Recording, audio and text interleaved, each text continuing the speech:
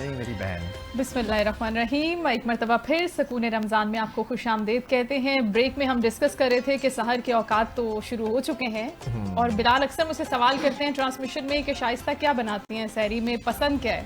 تو میں نے سوچا کہ یہی سوال آج ہم بلال بھائی کے سامنے رکھتے ہیں کہ آپ کو کیا پسند ہے, آپ کی فرمائش پہ کیا بنتا ہے سحری میں. اگر آپ یہ سوال کرتی کہ کیا بناتے تو بخوبی بیوقوف بناتا ہوں, جی کیونکہ میں نے کھانا کیا نہیں بنانا یہ سوال. اتنا اچھے سے نہیں آتا. لیکن پسند کیا ہے, خدا باری تعالیٰ کی دی ہوئی ساری نعمتیں اس رمضان میں ہم دیکھتے ہیں کہ سحر میں بھی اور افطار کے وقت بھی ماشاءاللہ. میں یقین کریں اس طرح شجدہ رہ جاتا ہوں کہ ہم جب اپنا بجٹ دیکھتے ہیں, اپنی سیلریز دیکھتے ہیں, ہم سوچتے ہیں کہ یار یہ کیسے نعمتیں ہم افورڈ کر سکتے ہیں. لیکن جب رمضان مبارک کا آغاز ہوتا ہے, ایک تو موسم آپ دیکھیں, ہوا چلنا شروع ہو جاتی ہے, بہت اچھا موسم. اور دوسری چیز یہ کہ ہر نعمت اللہ تعالیٰ آپ کے دسترخوان پر لے آتا ہے. کہتا ہے میرا بندہ ہے, روزہ رکھ رہا ہے, روزہ میرا اور رب کا جو ہے وہ معاملہ ہے, میرے اور بندے کے بیچ درمیان معاملہ ہے. تو ہر نعمت دیتے تو اس رب باری تعالیٰ کی دی ہوئی ہر نعمت مجھے پسند ہے. ان نعمتوں میں سے سب سے پسندیدہ نعمت کون سی آپ کی؟ یہ اب آپ مجھے لگتا ہے پولیٹیکل سوالات کی طرف جا رہی ہیں ساری. مجھے اس کا جواب دے دیں. صبح سویرے ہم سحری کے اوقات ہوتے ہیں, میں نے پہلے بھی بتایا تھا کہ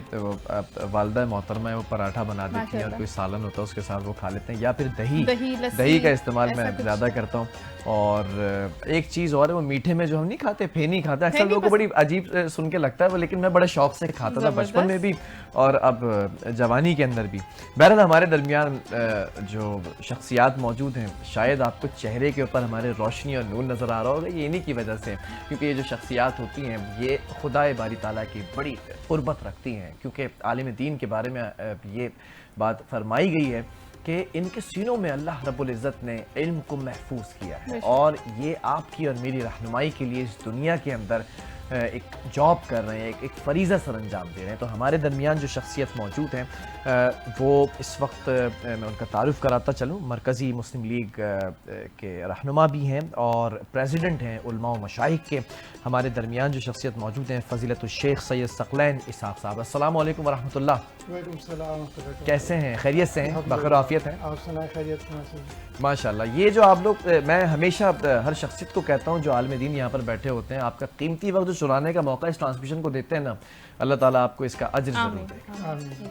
اور یقین کریں میرے جتنے کیمرہ مین یہاں پر ہیں, پی سی آر کنٹرول روم کے اندر جو لوگ ہیں, ایم سی آر کے اندر جو لوگ ہیں, یہ دن رات شائستہ جس طرح سے محنت کرتے ہیں نا, ایک ٹانگ پہ کھڑے ہو کر, کچھ کبھی روزے کے اندر یہ ٹرانسمیشن کرا رہے ہیں اور اس وقت سحری نہیں کر رہے ہوتے لیکن ٹرانسمیشن کرانی ہوتی ہے. میں کہتا ہوں کہ آپ سب کو سیلیوٹ ہے, فردن فردن سب کے نام لیتا. ان کو جو اس کی برکتیں اور ثواب اور وہ جو ایک ایلیمنٹ ہے, ظاہر ہے کہ آپ حلال کر رہے ہیں, محنت کر رہے ہیں. ثواب کے ساتھ ساتھ انہیں کچھ کباب بھی دیے جائیں گے عید سے پہلے. مجھے پوری امید ہے مینجمنٹ سے. شیخ صاحب سے ہم جو ہے وہ گفتگو کی طرف ہم جو ہے وہ بڑھتے ہیں. ثقلین بھائی, میں ذرا جاننا چاہوں گا کہ ہم گفتگو کر رہے ہیں, آج کا موضوع بڑا اہم ہے. بی بی سیدہ کے حوالے سے ہم گفتگو کر رہے ہیں, ان کی خصوصیات کے حوالے سے بات کر رہے ہیں. ان کی زندگی پر اگر ہم روشنی ڈالتے ہیں تو ہمیں کیا معلوم ہوتا ہے سب سے پہلے؟ جی بسم اللہ والحمدللہ والصلاۃ والسلام علی رسول اللہ. سب سے پہلے تو میں بلال صاحب آپ کا مشکور ہوں کہ آپ نے مدعو کیا اور ہماری ٹیم نے ہمیں آگاہ کیا اور ہم فوری آپ کے پاس تشریف لے آئے. سب سے پہلے میں بتانا چاہوں گا کہ سیدہ فاطمہ رضی اللہ تعالی عنہا, آپ کی ولادت سے ہم بات شروع کرتے ہیں کہ آپ کی ولادت کب ہوئی. آپ کی ولادت 5 سال قبل, آپ علیہ الصلوۃ والسلام کی بعثت سے 5 سال قبل ولادت ہوئی. آپ کی والدہ محترمہ سیدہ خدیجہ رضی اللہ تعالیٰ عنہا ہے. آپ کے بہت سارے نام یعنی القابات جو آپ کو دیے گئے, آپ کا نام تو فاطمہ تھا, آپ کے القابات میں سے الزہرا ہے, البتول ہے, ام حسنین ہے, اسی طریقے سے ایک آدھ نام اور بھی ہے. تو یہ آپ کی شخصیت, زیادہ القابات یقیناً شخصیت کے حوالے سے ہوتا ہے. بالکل ایسا ہی ہے. ایک عام سا بندہ ہو تو اس کا صرف نام ہی ہوتا ہے, اور جو شخصیت قابل احترام ہو, جس کا کوئی رتبہ اور مقام ہو, اس کے القابات بھی اس حساب سے ہوتے ہیں. بے شک. آپ کی وفات کے حوالے سے بات کی جائے تو آپ کی وفات 3 رمضان, مختلف روایات ہیں, ان میں سے ایک یہ ہے کہ 3 رمضان, یعنی آپ علیہ الصلوۃ والسلام کی وفات کے 6 ماہ بعد تقریباً کم و بیش آپ علیہ الصلوۃ والسلام, آپ رضی اللہ تعالیٰ عنہ کی بھی وفات ہوئی. اب بات کریں کہ آپ کی فضیلت فضائل کے حوالے سے, تو سیدہ کی سب سے بڑی فضیلت اگر آپ دیکھیں کہ اللہ کے نبی علیہ الصلوۃ والسلام نے مشہور حدیث کسائی ہے کہ آپ علیہ الصلوۃ والسلام نے کسا کہتے ہیں چادر کو، آپ صلی اللہ علیہ وسلم نے اپنی چادر پھیلائی اور اس کے اندر حضرت علی رضی اللہ تعالیٰ عنہ، فاطمہ جناب فاطمہ رضی اللہ تعالیٰ عنہ، حسنین حسن اور حسین رضی اللہ تعالیٰ عنہما، ان کو اپنی چادر میں لے کر وہ آیت پڑھی جو قرآن مجید سورۃ الاحزاب کے اندر ہے، انما یرید اللہ لیذھب عنکم الرجس اہل البیت، کہ اللہ تم سے ناپاکی کو دور کرتا ہے، اللہ چاہتا ہے کہ وہ تم سے ناپاکی کو دور کر دے، اہل البیت جو اہل بیت ہیں۔ اور مختلف روایات میں آپ صلی اللہ علیہ وسلم نے اپنی ازواج کو بھی اہل البیت میں شامل کیا، لیکن خاص اگر اس حدیث کو آپ دیکھیں، حدیث کسائی، تو اس میں آپ صلی اللہ علیہ وسلم نے فاطمہ، علی، حسنین کو اپنی چادر میں لے کر بالخصوص ان کے لیے کہا کہ یہ ہمارے اہل بیت ہیں، اور ان کے بارے میں یہ آیت نازل ہوئی کہ تم سے یہ ناپاکی کو اللہ رب العزت دور کرنا چاہتے ہیں۔ ماشاءاللہ ماشاءاللہ، گفتگو بھی جاری رہے گی۔ ہماری ایک اور پیاری سی بہن ہمیں جوائن کر چکی تھی، اس وقت ہم نے تعارف اس لیے نہیں کرایا کیونکہ مائک لگنا ہوتا ہے اور چیزیں ہوتی ہیں، معاملات ہوتے ہیں، بیٹھنے کے فریمنگ ہوتی ہے۔ ماریہ نثار صاحبہ ہمیں جوائن کر چکے ہیں، ثنا خاں ہیں اور سرکار کی مدح سرائی کرتی ہیں۔ السلام علیکم ورحمۃ اللہ۔ وعلیکم السلام، اور میں آپ لوگوں کا شکریہ ادا کرنا چاہتی ہوں، اتنی محبت کے ساتھ آپ لوگوں نے مجھے یہ مائک لگا ٹھیک ہے ٹھیک ہے ٹھیک ہے، انوائٹ کیا، اور بہت خوبصورت ٹرانسمیشن ماشاءاللہ سے جاری اور ساری ہے۔ اللہ تعالیٰ اس میں آپ لوگوں کو اور کامیابیاں عطا فرمائے ماشاءاللہ۔ بہت شکریہ۔ میں ذرا علامہ صاحب کی طرف دوبارہ بڑھوں گا کیونکہ گفتگو جاری و ساری تھی۔ یا شیخ میں ذرا یہ جاننا چاہوں گا کہ جب ہم بی بی سلام اللہ علیہا کے حوالے سے گفتگو کرتے ہیں تو بڑی فضیلتیں ہیں اسلام کی، اس شخصیت کی، کوئی ایسا واقعہ کہ ہم سنتے آئے ہیں کہ باپ سے بیٹی کی محبت تو اللہ تعالیٰ نے رکھی ہی ہے کہ بیٹی کی پہلی محبت اس کے والد محترم ہوتے ہیں، لیکن یہاں بیٹی بھی جنت کی عورتوں کی سردار ہیں، اور غور کیجئے گا شائستہ، جنت کی عورتوں کی سردار یہاں پر بیٹی ہیں، اور پوری کائنات کے لیے رحمت للعالمین بنا کر بھیجے جانے والی شخصیت، آخر الزمان سرور کونین احمد مجتبیٰ محمد مصطفیٰ صلی اللہ تعالیٰ علیہ وسلم بطور والد ہیں۔ یہ رشتہ کتنا خوبصورت تھا؟ جی بالکل ایسے ہی ہے، آپ صلی اللہ علیہ وسلم کی محبت بہت زیادہ تھی فاطمہ رضی اللہ تعالیٰ عنہ سے۔ آپ صلی اللہ علیہ وسلم جب یہ فاطمہ رضی اللہ تعالیٰ عنہ جب آپ صلی اللہ علیہ وسلم کے پاس گھر تشریف لاتی ہیں، آپ صلی اللہ علیہ وسلم اپنی جگہ سے کھڑے ہو جاتے ہیں، اپنی جگہ ان کو دیتے کہ آپ یہاں پر بیٹھیں، یعنی آپ نے جیسے ذکر کیا رحمت للعالمین، وہ اٹھیں کسی کے لیے تو اس شخصیت کا کیا مقام ہوگا۔ پھر باقاعدہ حدیث کے اندر آتا ہے کہ آپ صلی اللہ علیہ وسلم جب سفر سے واپسی آتے ہیں، بدأ بفاطمہ، تو سب سے پہلے فاطمہ کے پاس جاتے، یعنی جو شروعات کرتے ملاقات کی یا جس کے پاس پہلے جاتے بفاطمہ، فاطمہ کے ساتھ کرتے، تو یہ ان کی فضیلت ہے بہت بڑی۔ اور باقاعدہ حدیث کے اندر آتا ہے کہ آپ صلی اللہ علیہ وسلم نے ان کو اپنا جسم کا ٹکڑا قرار دیا کہ یہ میرے جسم کا ٹکڑا۔ اگر میں غلط نہیں تو ام ابیہا بھی کہا جاتا تھا، ام ابیہا کیوں کہا جاتا تھا؟ اس کے بارے میں بھی ذرا سی، کہ باپ کی ماں اتنی فکر کرتی تھیں فاطمہ الزہرا رضی اللہ تعالیٰ عنہا کہ ہر چیز کا خیال رکھتی تھی رسول اقدس صلی اللہ تعالیٰ علیہ وسلم کے کھانے پینے، اٹھنے بیٹھنے اور تمام جو ان کی ضروریات تھیں اس کا خیال جیسے ایک بیٹی رکھتی ہے وہ بڑھ چڑھ کر آگے رکھتی تھی۔ پھر ایک دوستی کا جو رشتہ تھا، جب نبی اکرم صلی اللہ علیہ وسلم پردہ فرما گئے دنیا سے، تو پھر وہ کہتی تھی کہ میرا سب سے بڑا رازدان چلا گیا، مطلب یہ جو فرینڈشپ کا ایک ان کا سٹیٹس تھا، جو ریلیشن شپ تھا، یہ بھی بڑا امپورٹنٹ تھا۔ اس پر بھی ذرا سی روشنی فرمائیے۔ جیسا آپ نے ذکر کیا، آپ تو میرے خیال سے ان کی بلوغت کے بعد کے معاملات ذکر کر رہے ہوں گے کہ بہت زیادہ خیال رکھتی تھیں۔ اگر آپ بچپنا بھی دیکھیں گے نا، کہ جب قریش بدتمیزی کرتے، آپ صلی اللہ علیہ وسلم سجدے میں ہوتے اور ان کے اوپر اوجڑی اور گندگی ڈال دیتے، تو وہ ننھے ہاتھوں سے آ کے وہ ہٹایا کرتے، کہ وہ اس قدر وزنی ہوتا کہ اللہ کے نبی علیہ الصلوۃ والسلام سجدے سے واپسی اٹھ نہیں پاتے تھے، تو حضرت فاطمہ نے دیکھا دوڑتی ہوئے آئے، لوگ مذاق اڑا رہے ہیں، ہنس رہے ہیں، ٹھٹا بازی کر رہے ہیں، اور فاطمہ رضی اللہ تعالیٰ عنہ اپنے ننھے ہاتھوں سے اس کو غلاظت کو ہٹا رہے ہیں۔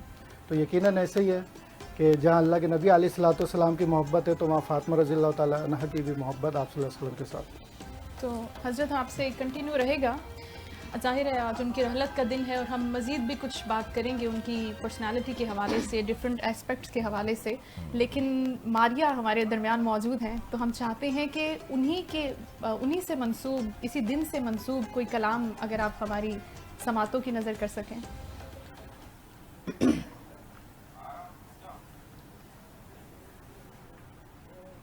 بٹتا ہے کائنات میں صدقہ بطول کا بٹتا ہے کائنات میں صدقہ بطول کا سلطان دو جہان ہے بابا بطول کا سلطان دو جہان ہے بابا بطول کا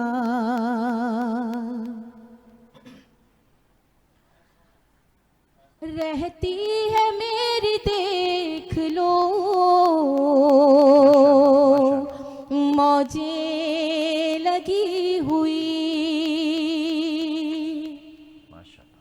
رہتی ہے میری دیکھ لو موجیں لگی ہوئی مجھ پر کرم یہ کیسا ہوا ہے بطول کا مجھ پر کرم یہ کیسا ہوا ہے بطول کا سچ ہے کہ میری ماں بھی ان کی کنیز ہے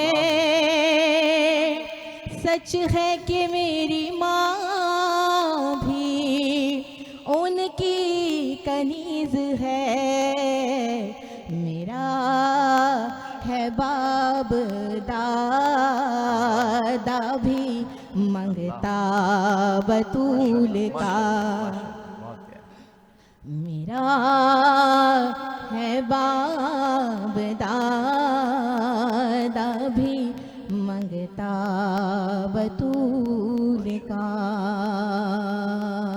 سلطان دو جہان ہے بابا بطول ماشاءاللہ ماشاءاللہ بہت خوبصورت.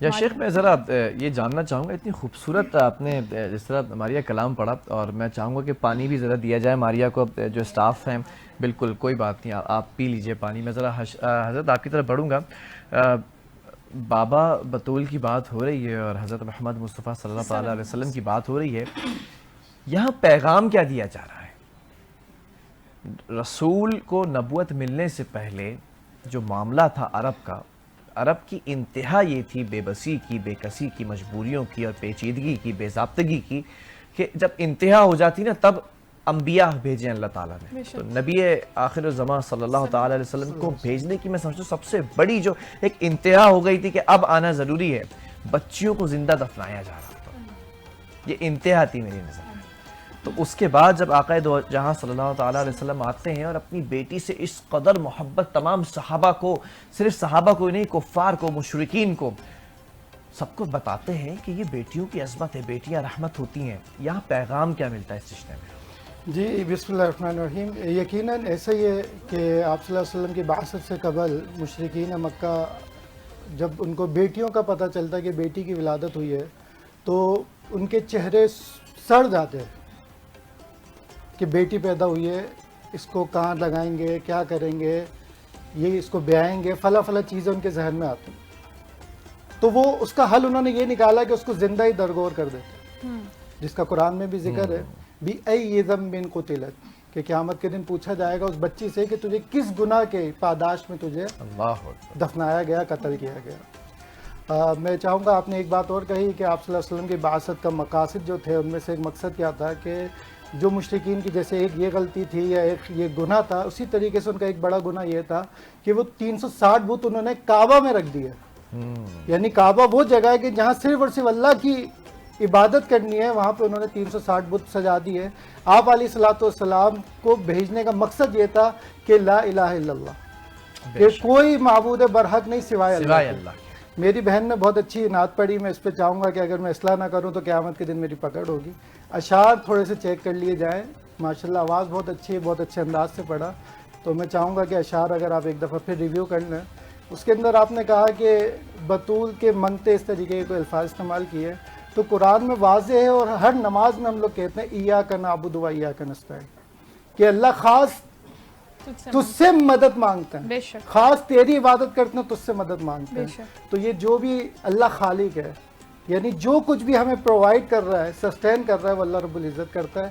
اس کے علاوہ کوئی ایسی شخصیت نہیں. شخصیت کے جتنی بھی شخصیات ہیں, اہل بیت ہوں, سب کا اپنی جگہ پہ مقام ہے, لیکن اگر کوئی دینے والا ہے نا تو صرف اللہ کی ذات ہے. صاحب لیکن یہ کلیئرٹی کے لیے ہم بھی جاننا چاہیں گے, ظاہر ہے آپ سے رہنمائی چاہتے ہیں کہ جب ہم دعا مانگتے ہیں یا کسی سے اپنی والہانہ محبت اور عقیدت کا اظہار کرتے ہیں تو اکثر ہم واسطہ دیتے ہیں.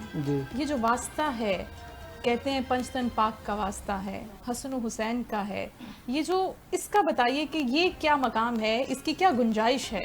یہ باقاعدہ ایک ٹاپک ہے, میں چاہوں گا بعد میں کبھی آپ اس ٹاپک میں مجھے مدعو کریں, اختصار کے ساتھ میں جواب دینا چاہوں گا, ورنہ آپ کا ٹاپک جو ہے مجھے تو کوئی مسئلہ نہیں ہے, آپ کا ٹاپک ادھر سے ادھر ہو جائے گا. لیکن بہت اچھا اور اہم سوال کیا ہے. جب آپ قرآن اور حدیث کا مطالعہ کرتے ہیں نا, وسیلہ جائز ہے, لیکن اس کی 3 صورتیں جو قرآن اور حدیث سے ملتی ہے, باقی بنائی ہوئی تو بہت ساری ہوں گی, لیکن جو دلیل کے ساتھ ثبوت کے ساتھ ملتی ہے وہ 3 قسم کی ہے. ایک تو یہ کہ بندہ اللہ رب العزت کے اسماء کو استعمال کرے, کہ اللہ تو غفور ہے تو مجھے معاف کر دے, یا اللہ تو رحیم ہے تو مجھے معاف کر دے. اور اس کا قرآن میں ذکر ہے, ادعو, اللہ کے اچھے اچھے نام ہیں, ادعو بہا, اس کے ساتھ پکارو اس کو, یعنی جب دعا کرو اس کے ساتھ پکارو, اس کے ساتھ کرو. یہ پہلا ہے.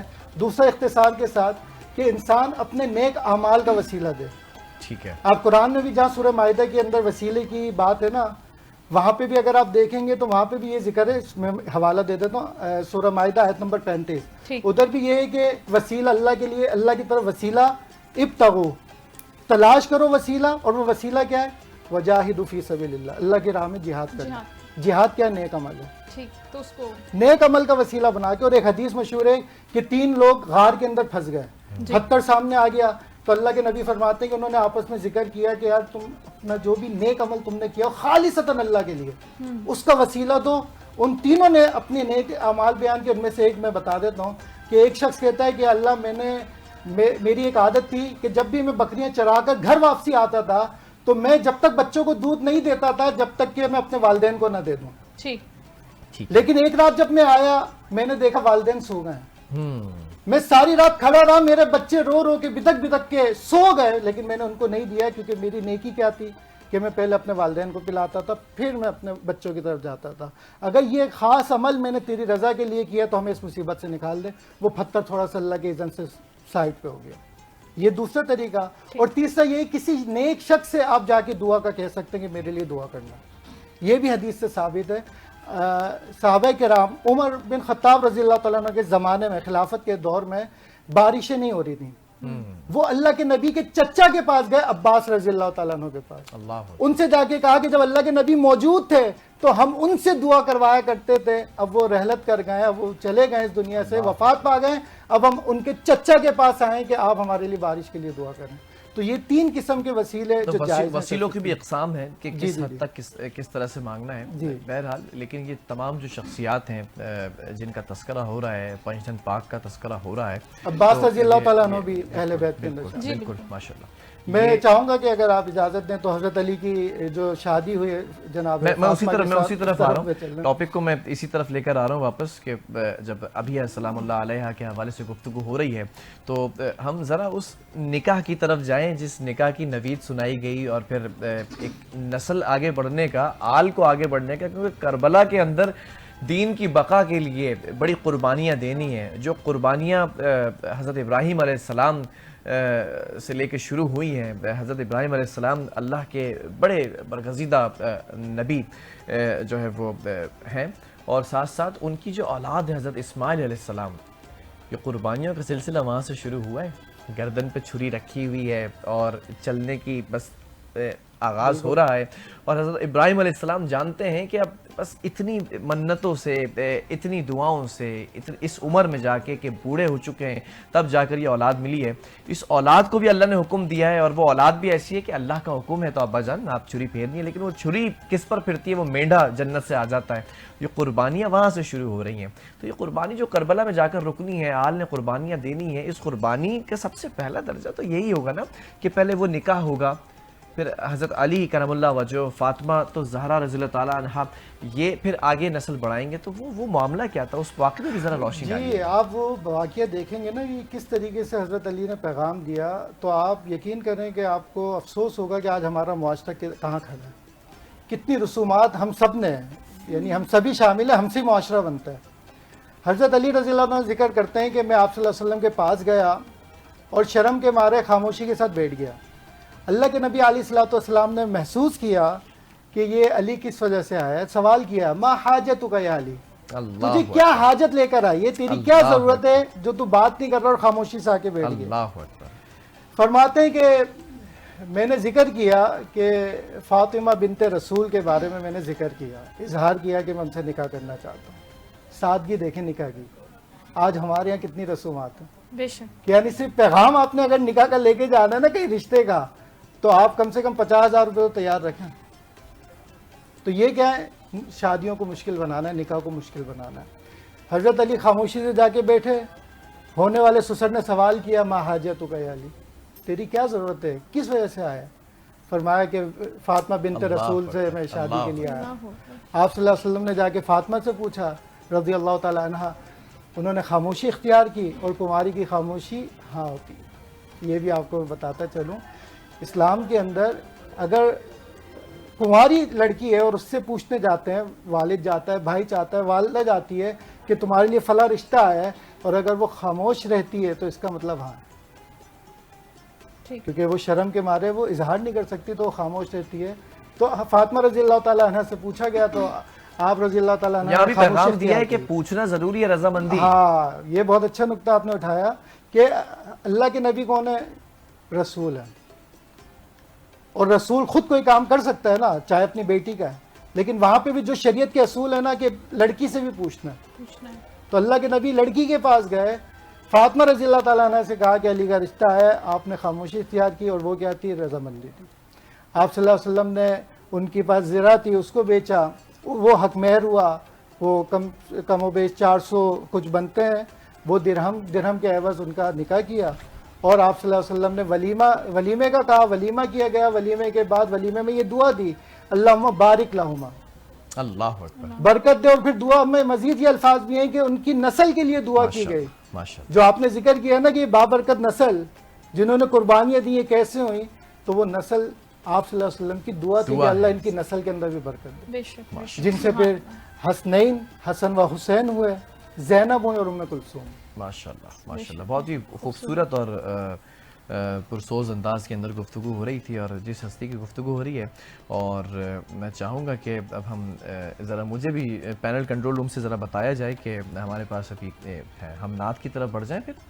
اچھا ٹھیک ہے، ہمارے پاس یہ سیگمنٹ ابھی باقی ہے۔ سکلین صاحب میں ذرا اور ایک سوال یہاں پر کرنا چاہوں گا، آپ کے دماغ میں مجھے پتہ ہے سوالات آ رہے ہوں گے، کوئی سوال ہے تو میں آپ کو بھی پوری اجازت ہے اس ٹرانسمیشن میں، آپ حصہ ہیں، یہ سائیکل کے 2 حصے ہیں، دو ٹائر ہوتے ہیں نا، اگر ایک بھی پنچر ہو جائے سائیکل نہیں چل سکتی ہے، میں بتا رہا ہوں۔ بالکل ٹھیک کہہ رہے ہیں، لیکن جو سوالات اکثر ہمارے ذہنوں میں ہوتے ہیں اور ان کا جواب تلاش کرتے کرتے اکثر ہم تھک جاتے ہیں کہ آپ کو سورس آف انفارمیشن وہ صحیح نہیں ملتا، یا سالڈ نہیں لگتا، یا اتنا اوتھینٹک نہیں لگتا، تو پھر جب ایسے لوگ ہمارے بیچ میں موجود ہیں۔ سکلین صاحب، جس طرح سے آپ نے بھی ذکر کیا کہ حق مہر کے لیے ایک رقم مختص کی گئی، اور پوچھا نہیں کہ علی تمہارے پاس کیا ہے کیا نہیں، تو وہ جو کردار کا زرخیز ہونا تھا علی کرم اللہ وجہہ کا، کیا وہ کافی نہیں تھا؟ وہ کیا ہے؟ شیر خدا ہے، علی ہے، تو یہ کردار کی بھی تو کمی ہے، کردار سازی بھی تو نہیں ہو رہی نا آج کل۔ لوگ صرف نمود و نمائش کو دیکھ رہے ہیں، پیسے کو دیکھ رہے ہیں، باقی چیزوں کو دیکھ رہے ہیں۔ آپ کو نہیں لگتا کہ آج کل ان چیزوں پر بھی ہم بہت ہی پیچھے چلے گئے ہیں؟ جی یقیناً شخصیت کے آپ، لیکن پھر بھی آپ دیکھیں جو اسلام کے اصول ہیں نا وہ اپنی جگہ باقی ہیں۔ سامنے چاہے حضرت علی کیوں نہیں تھے، اور یہاں پر سسر محمد رسول اللہ کیوں نہیں تھے، لیکن جو شریعت کے حکام تھے کہ مہر دینا ہے وہ وہاں پہ اللہ کے نبی نے مہر مقرر کیا. شریعت ہی تو لے کر آئے تھے آقا. ہاں اب یہی بات ہے کہ جو شریعت وہ میرے اور آپ کے لیے ہی ہے, ہم ہی نے اس پر عمل کرنا ہے. تو اللہ کے نبی نے خود بھی ان کاموں کو کر کے دکھایا جو شریعت کے کام ہیں. حضرت علی سے حق مہر مقرر کروایا, حق مہر دلوایا. اور آپ یہاں پہ دیکھیں گے کہ ہماری سوچ کیا ہے, یعنی ہم ماننے والے اہل بیت کے ہیں, لیکن آپ شادیوں میں ہم نکاح پڑھاتے ہیں نا, ہمیں پتہ ہے نکاح حق مہر اتنا رکھوا دیں گے کیونکہ سب میں اعلان ہونا ہے جی, اور بعد میں کہتے ہیں معاف کروا لیں گے, اللہ اکبر. ادا نہیں کریں گے. یعنی کہ ساری کی ساری جو کنجوسی ہے وہ کہاں پر آ کے رکتی ہے, حق مہر پر. اور جب آپ پوچھیں گے شادی کا خرچہ کتنا ہے, 10 لاکھ 15 لاکھ, اور حق مہر کیا ہے, وہ معاف کروا دیں گے. آپ سب کی اجازت سے ذرا اس پر لائیے گا مجھے اس کیمرے کے اوپر. آپ سب کی اجازت سے میں کچھ کہنا چاہوں گا. ہمیشہ یہ بات کرتا رہا, لیکن شیخ صاحب نے بڑا زبردست یہ پوائنٹ اٹھایا جو میں ہمیشہ یہ کرتا رہا. ہم نے زنا کو مشکل بنا دیا ہے اور نکاح, زنا کو آسان کر دیا ہے اور نکاح کو مشکل بنا دیا ہے. زنا کو ہم اتنا آسان کرتے چلے جا رہے ہیں, اللہ اکبر, کہ ہم دیکھتے ہیں کہ ہمیں کوئی مشکل نہیں ہوتی. ہم کہیں پہ بھی اگر زنا کرنا چاہیں نہ ہم سے پوچھا جاتا ہے, نہ ہمیں کوئی پریشانی ہوتی ہے, نہ کوئی ہمیں پکڑتا ہے. لیکن جب ہم نکاح کرنا چاہتے ہیں تو آج کے دور میں کم سے کم بھی جو ہے وہ 20-25 لاکھ روپے آپ کی جیب میں ہونے چاہیے, اور بہت ساری رسومات کے کرنے کا آپ کے اندر صبر و تحمل ہونا چاہیے, اور رشتہ داروں سے لڑنے جھگڑنے کا جو ہے وہ عنصر ہونا چاہیے. اس چیز کو اگر آپ سوچ لیں تو شاید بہت ساری چیزیں آسان ہو جائیں. ماریا کی طرف بھی ہم بڑھتے ہیں, اور ماریا کچھ گوشت گزار کر دیجئے. کافی دیر سے میں سوچ رہا ہوں کہ کہا جائے آپ سے, مچل رہی ہیں ماریا بھی نا, کیونکہ ثنا خان سرکار ہیں, اور آج سرکار کی جو سب سے چہیتی جو بیٹی ہیں ابھی سلام اللہ علیہ, ان کی گفتگو ہو رہی ہے. تو مجھے آپ کے دل کا حال معلوم ہے. جو چاہے آپ آقا کی مدح سرائی بھی کر سکتی ہیں, یہ محفل سب کے لیے سجی ہے.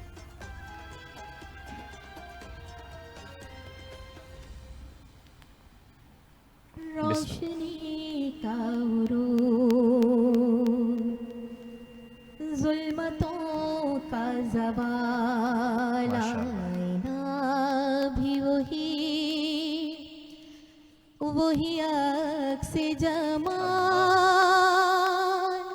کس کا اوج کمال, کس کا اوج کمال, میم ہا میم دار, مصطفیٰ بے مثال, مصطفیٰ بے مثال, مصطفیٰ بے مثال.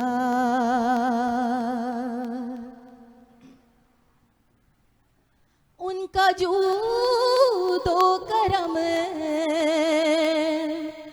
دشمنوں کو امان,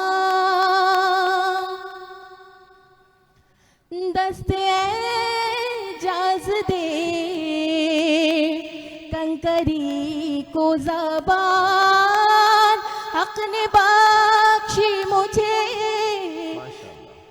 حق نے بخشی انہیں حکمت لازوال, روک دے تو حرام, اذن دے تو حلال, کس کا اوج کمال, میم ہا میم دار, مصطفیٰ بے مثال, مصطفیٰ بے مثال.